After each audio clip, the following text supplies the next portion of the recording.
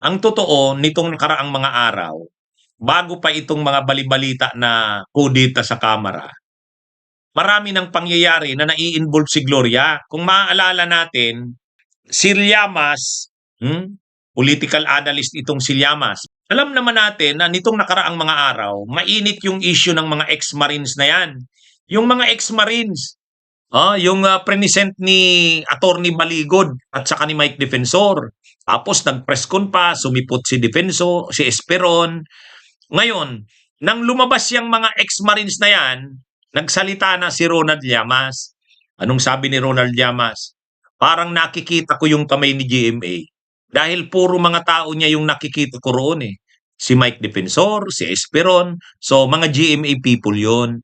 So, ibig sabihin, nitong nakaraang mga araw, wala pa itong mga issue-issue ng kudeta sa Kamara. Marami ng mga galaw ang kampo ni Sara, hindi maiwasan na makita ang kamay ni GMA. Mismo nang si Llamas nagsabi nitong nakaraang mga araw 'yan.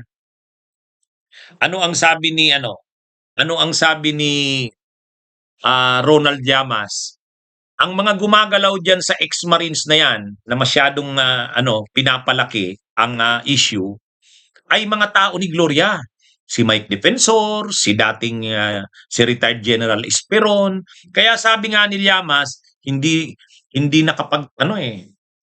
hindi mo maiwasang isipin kamay ni Gloria ang gumagalaw diyan. Kamay ni Gloria ang gumagalaw diyan. Kasi nga yung mga taong nasa likod nun, si Mike Defensor, si Esperon, Gloria boys yan eh. Pagamat dininay yan ni Defensor, sabi ni Mike Defensor, wala naman, hindi naman ako hawak ni Gloria. Hindi naman ako hawak ni Gloria. Ang mga ginagawa ko ngayon, sarili ko tong lakad. Yung mga lakad niya raw ngayon, sarili niya, sabi ni Mike Defensor. Kaya lang, alam naman natin si Gloria gumalaw. Alam niyo ba paano napatalsik si Erap? Ay di ba ang Vice President noon si Gloria? Paano napatalsik si Erap?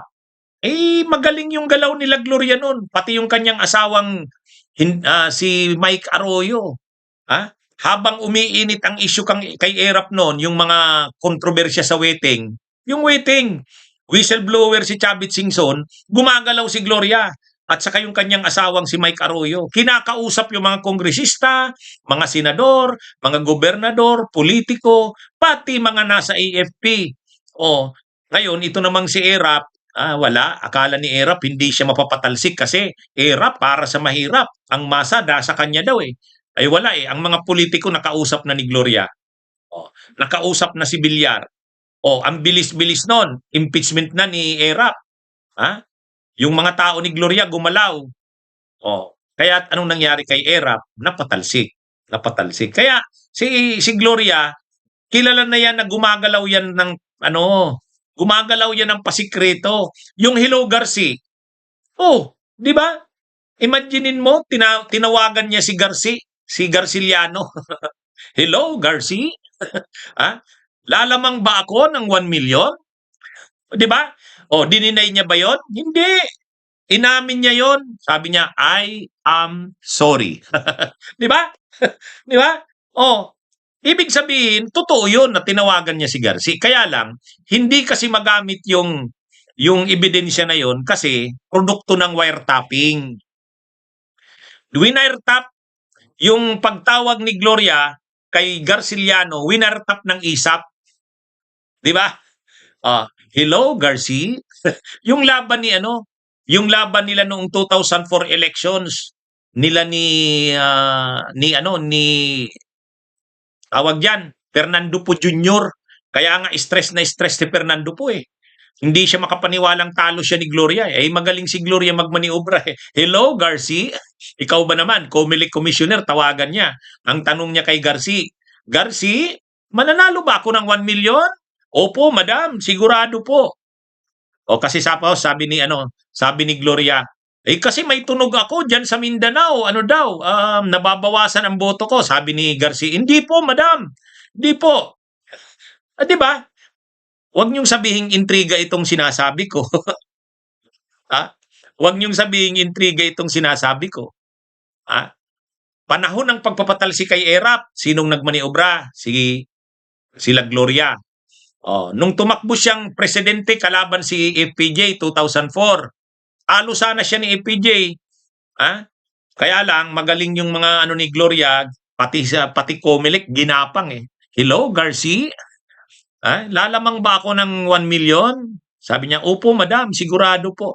Hindi Garci, kasi may tunog ako. Nababawasan daw ako dyan sa Mindanao. Hindi po madam, ginagawa po natin ang lahat. Di ba? Tapos nung hindi na talaga maiwasan, inamin niya na. Sabi niya, I am sorry. Tapos sino ang nagmaniobra noon? Sa maraming kontrobersya ni Gloria noon, sinong nagmamaniobra noon? Si Mike Arroyo, yung asawa niya, saka si Mike Defensor. Kaya yung dalawang Mike, Mike Arroyo, Mike Defensor. Kaya yan si Mike Defensor, yung nai-involve ngayon dyan sa, ex-Marines. Kaya tama si Llamas. Sabi ni Ronald, nakikita ko yung kamay ni GMA dyan eh. Sa mga galawan na yan dyan sa ex-Marines na yan. Bakit? Yung mga taong gumagalaw, si Mike Defensor, si Esperon, mga tao ni Gloria yan eh. Di ba? Yan yung Kaya sa ngayon, hindi talaga maiwasan na pag-isipan na sa nangyayaring ito kay Sara, itong nangyayaring ito kay Sara, na mai-impeach siya, posible siyang hindi na makatakbo, ay siyempre, hindi matatanggap ni Gloria yan. Bakit naman hindi makatakbo si Sara sa 2028?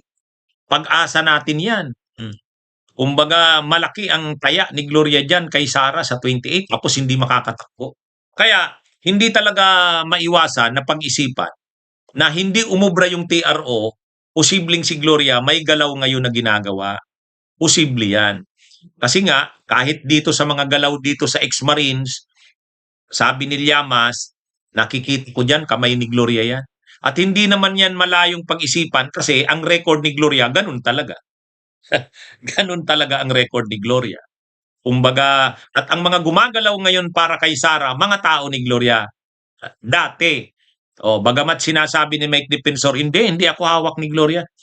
Mahirap paniwalaan din yan. Ganun na lang naputol ang ugnayan ni Defensor at saka ni Gloria, sila Esperon. Di ba? At saka lumilitaw naman talaga ngayon, ang alyansa ngayon ay Arroyo Duterte. Arroyo Duterte.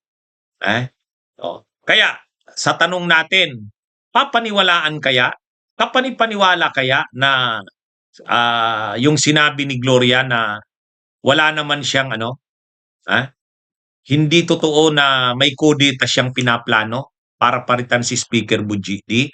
Totoo kaya yung na yan? Paniwalaan kaya dapat si Gloria? Bunyog, bunyog, halikan na kasama ka. Bunyog, kapag buklod ay may pag-asa. Luzon, Visayas, Mindanao, isa ang pananaw. Sa bagong Pilipinas ang bunyog isisigaw. Bunyog